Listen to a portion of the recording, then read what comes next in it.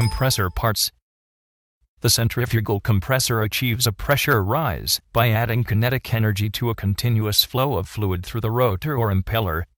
This kinetic energy is then converted to an increase in static pressure by slowing the flow through a diffuser. These are the main parts of a centrifugal compressor: casing, diaphragms, seals, and rotor assembly, which contains impellers, shafts, and bearing seals. We will discuss. This is the spiral-shaped casting that surrounds the compressor's impeller blade and makes up the bulk of its mass. The housing has a round hole in the front through which incoming air is passed, an outer case against which the air is compressed, and an outlet port on that case for pressurized air to escape. For high-pressure compressor, it needs outer and inner casing to support its pressure. Commonly, the nozzles are at the outer casing, and inner parts such as diaphragm, impeller, and shaft are at the inner casing. The outer casing is the outside compressor body. The inner casing have the parts been installed. During final fabrication, the inner casing will be inserted into the outer casing housing, which connect all the inlet and outlet nozzles. The casing size limits the flow which can be passed through it, while the impeller castings limit the maximum and minimum. Is the stationary component. It is located below the impeller to transform the kinetic energy into. The function of the diaphragm is to form the dynamic flow path of the gas inside the compressor, to form the separation wall between one compressor stage and the subsequent one, and to convert the kinetic energy of the gas leaving the impeller into pressure energy. They are of three types: suction diaphragm, intermediate diaphragm, discharge diaphragm.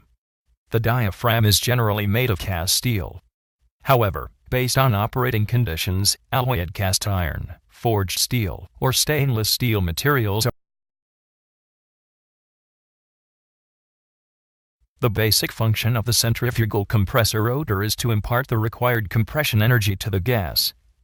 The rotor forms the heart of the centrifugal compressor, consisting of the shaft, impellers, spacers, bushes, balancing drum, thrust collar, coupling hub, and thrust bearing. Vibrations must be avoided. Rotor must perform its function with a deflection less than the minimum clearance between rotating and stationary parts. The loads involved are the torque, the weight of the parts. An impeller in centrifugal compressor imparts energy to a fluid. The impeller consists of two basic components: an inducer such as an axial flow rotor, and the blades in the radial direction, where energy is imparted by. The differences between types of impellers are shown in this table. Radial blades are very used because of his advantages. They have a reasonable compromise between low energy transfer and high absolute outlet velocity, suffer no complex bending stress, and they are easy to manufacture. But their surge margin is narrow. Backward curved blades have a low outlet kinetic energy, a low diffuser inlet Mach number, and their surge margin is wide. But they have some disadvantages, like low energy transfer, complex bending stress, and difficulty in manufacturing. Forward curved blades cause high energy transfer, but they have several disadvantages. They have an high outlet kinetic energy causing an high diffuser inlet Mach number, suffer complex bending stress, and are difficult to manufacture. It is the base element of the rotor. It causes the rotation of the entire rotor assembly. Its construction is performed with high precision from a single steel, and the impellers, spacers, and the balancing drum are shrunk-fitted on it. Spacers of stainless steel material are used to protect the shaft against. The bearings and turbomachinery provide support and positioning for the rotating components. Radial support is generally provided by journal or roller bearings, and axial positioning is provided by thrust bearings. They provide a source of useful diagnostic information to monitor the condition of the machine and the operation.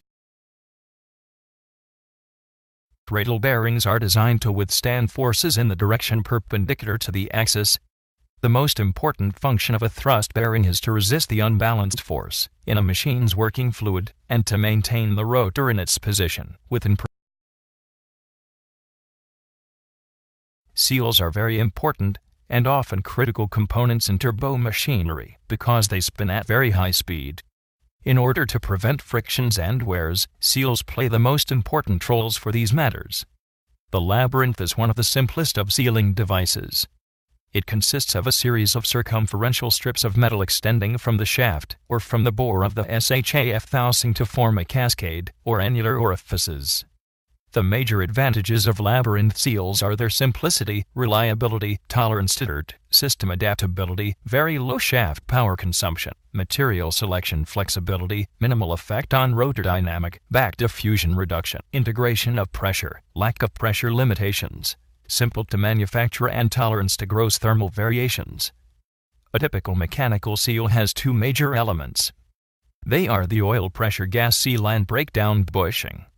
This seal normally have buffering via a single-ported labyrinth located in board of the seal, and a positive shutdown device which will attempt to maintain gas pressure in the casting when the compressor pressure is at rest and the seal oil is not being applied.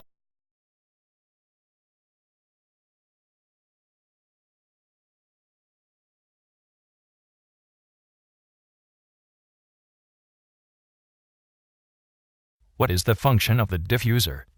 The diffuser or the diaphragm convert kinetic energy into pressure in what case is used inner casing? Inner casing is used in high-pressure compressors. What are the advantages of radial blades?